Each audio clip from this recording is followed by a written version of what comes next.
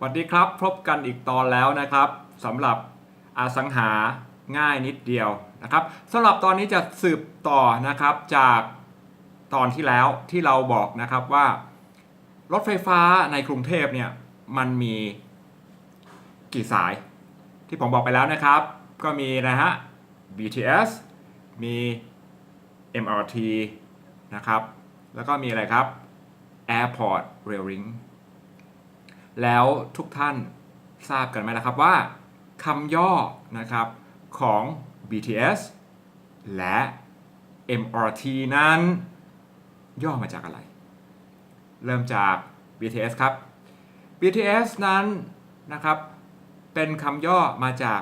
Bangkok Mass Transit System นะครับ Bangkok ก็คือกรุงเทพใช่ไหมครับ Mass มวลชน Transit การเชื่อมต่อและ System คือระบบรวมกันแล้วทั้งหมดนะครับก็แปลว่าระบบขนส่งมวลชนกรุงเทพอันนี้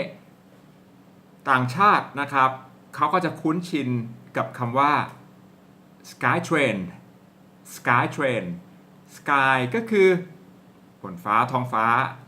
Train คือรถไฟ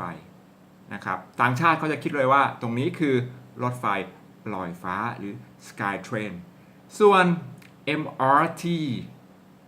พวกเรามักจะเรียกกันติดปากว่ารถไฟใต้ดินส่วนที่ต่างประเทศเขาเรียกว่าอะไรครับเขาเรียกว่า subway sub นะครับแปลว่าใต้นะครับ way ก็คือทางใต้นะครับใต้ดินนั่นเองส่วน MRT นะครับมันแปลว่าอะไร M ก็คือ metropolitan R คือ rapid และ T คือ transit นะครับ metropolitan ก็คือมหานครนะครับ rapid นะครับคำนี้แปลว่าเร็วและ transit แปลว่าการเชื่อมต่อรวมๆนะครับก็คือรถไฟฟ้ามหานครครับ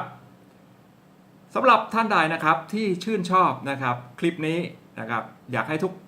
เพื่อนๆได้รับความรู้ตรงนี้ด้วยนะครับรบกวนช่วยกดไลค์กดแชร์ด้วยนะครับสำหรับวันนี้ตอนนี้สวัสดีครับ